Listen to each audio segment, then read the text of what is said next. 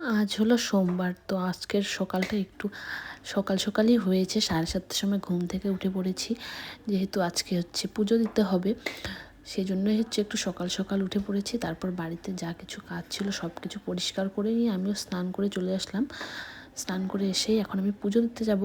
তো যেহেতু আমি প্রত্যেক সোমবারেই পুজো করি, সেই জন্য চেষ্টা করি একটু বাড়িটাকে পরিষ্কার করে ধোয়া মোছা করার পরেই পুজো দেওয়ার। আদার্স দিনে তো নর্মালভাবেও দিয়ে দিই, কিন্তু সোমবারটা একটু স্পেশালভাবে দেওয়ার চেষ্টা করি, আর বৃহস্পতিবারটা। তো সেরকমই আমি এখানে পুজো দিয়ে দিচ্ছি। এক একজনের এক এক রকম নিয়ম থাকে পুজো দেওয়ার। তো আমি যেভাবেই পুজো দিচ্ছি সেভাবেই তোমাদের সাথে আমি শেয়ার করছি। নর্মাল একদম সিম্পলভাবে আমি পুজো করি প্রত্যেক সোমবারই, যেভাবে মানে আমার সামর্থ্য থাকে সেভাবেই। তো এখানে হচ্ছে আমি এখন পুজো করে দিলাম। পুজো করে নেওয়ার পর আমি হচ্ছে এখন কিছু খেয়ে নিব। আর এই যে আমার পুজো কমপ্লিট। তো চা খাওয়ার পর আমি রেডি হব পার্লারে যাওয়ার জন্য। তো সকাল থেকে একটু রেস্ট নেওয়া হয়নি। সকাল থেকে উঠেই বললাম যে কাজ ছিল যেগুলো, ওগুলো কাজ করছিলাম। তো সেই জন্য আর সকাল থেকে আমি ভাবলাম যে চাটাও খাবো না, এখন একবারে পুজো দিয়ে চাটা খাবো। তাই আমি এখন চায়ের কাপ নিয়ে এখানে বসে পড়েছি চা খাওয়ার জন্য।